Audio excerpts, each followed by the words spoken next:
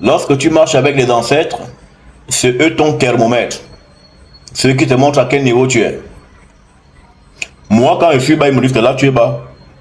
Faut monter. Quand je monte, ils me disent, voilà, c'est bon. Si je monte encore, yo, là, oui.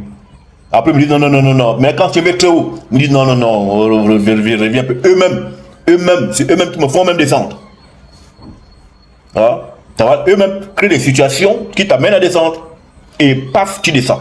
Ils te gardent dans l'équilibre. Les ancêtres sont le baromètre, vu que c'est eux qui te conduisent.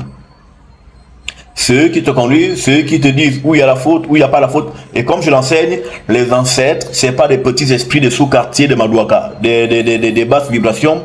Les ancêtres, c'est des gens qui de leur vivant étaient de bonnes gens, des vibrations hautes, des gens purs. Et c'est pourquoi les ancêtres n'exaucent que les gens purs. Les gens qui ont un cœur droit.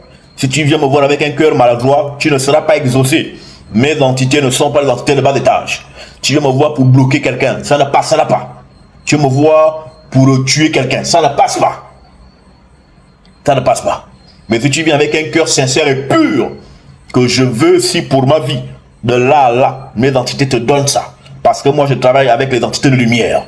Et donc, ces entités de lumière, qu'est-ce qu'elles font? Lorsque tu dois monter, que tu es bas, ils vont te faire des remontrances. Ils vont te dire, bon là, corrige ça, là, corrige ça. Tu aimes trop les femmes, arrête. Tu aimes ci, arrête ça. Prends ci, prends ça. Arrive là. Eux-mêmes te conduisent.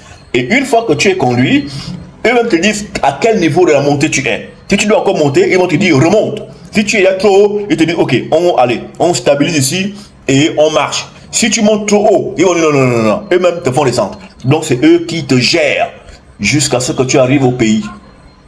Parce que vivre, c'est marcher vers le village. Et le village, c'est le pays des ancêtres.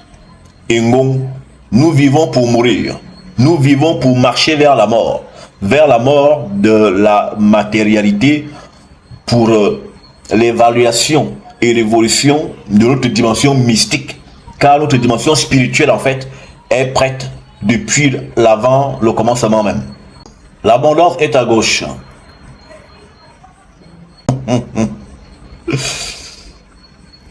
Quand un chef d'État s'assoit, sa femme se met de quel côté?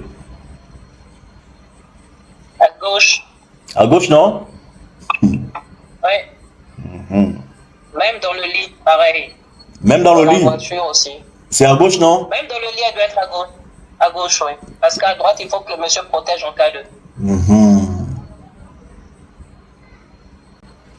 Côté cœur. Côté cœur. Et le cœur, dans la mystique, symbolise le commencement du monde divin. Et quand on dit cœur, dans notre mystique ésotérique congoïde et ancestrale, le cœur, c'est pas le truc qui pompe l'air là. C'est pas ça le cœur. Le cœur, c'est la dimension mystique des êtres. La dimension qui connecte le monde matériel, la chair, au divin. Le carrefour, la frontière là, c'est le cœur. Et le cœur a deux faces. Il y a le cœur inférieur, qu'on appelle la dimension animale de l'âme. Il y a le cœur supérieur, qui est en fait exactement le carrefour qui sépare le monde spirituel du monde mystique. Le carrefour du monde spirituel et mystique, c'est le cœur. Et le cœur, c'est le sous-bassement. C'est le premier quartier du monde spirituel. Et c'est là qu'on cherche Dieu. Cherchez votre Dieu de tout votre cœur, de tout votre cœur. Parce que c'est à partir du cœur, c'est à partir de là, de la dimension mystique cœur, que les entités divines vous prennent et vous montent dans le monde spirituel. On ne peut pas trouver Dieu en dehors du cœur quand on a la condition de l'homme. Ce côté-là, qui a l'air faible, hein? Non, parce que généralement c'est le côté qui est faible, hein, la gauche. C'est le côté divin. C'est le côté de toute la manne. Le gauche, c'est là que coule toute chose, ça coule. Comme le lait. Ce côté droit, c'est la brutalité. Le côté droit, c'est la violence. Il est froid, il est sec. Mais ce côté est abondant, il est doux. C'est là la femme. Et la femme symbolise quoi? La femme symbolise la richesse.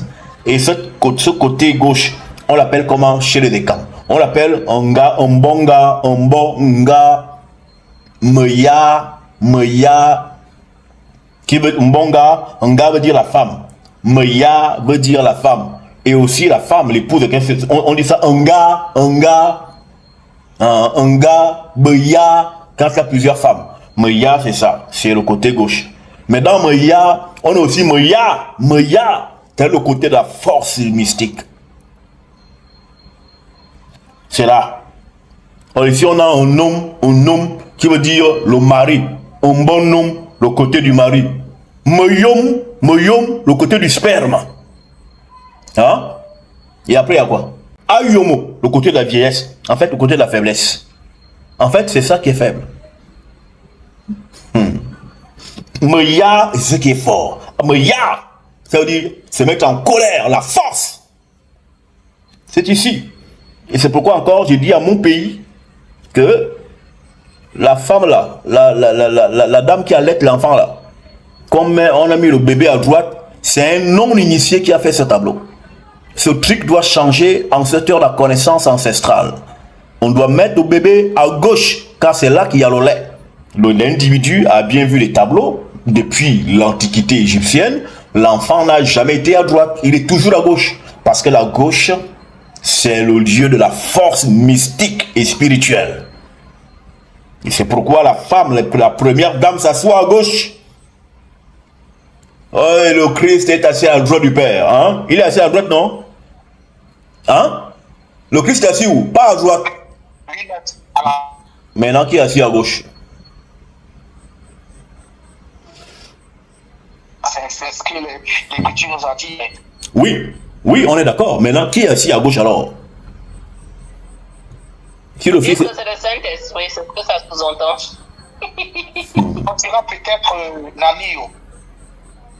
Ah, Abeko. Ah, peut-être Nanio. C'est Nanio qui est à gauche. C'est Nanio qui est à gauche. Si Nanio est à gauche de Dieu le Père, ça veut dire quoi? Que la puissance de Tario vient de Naneo.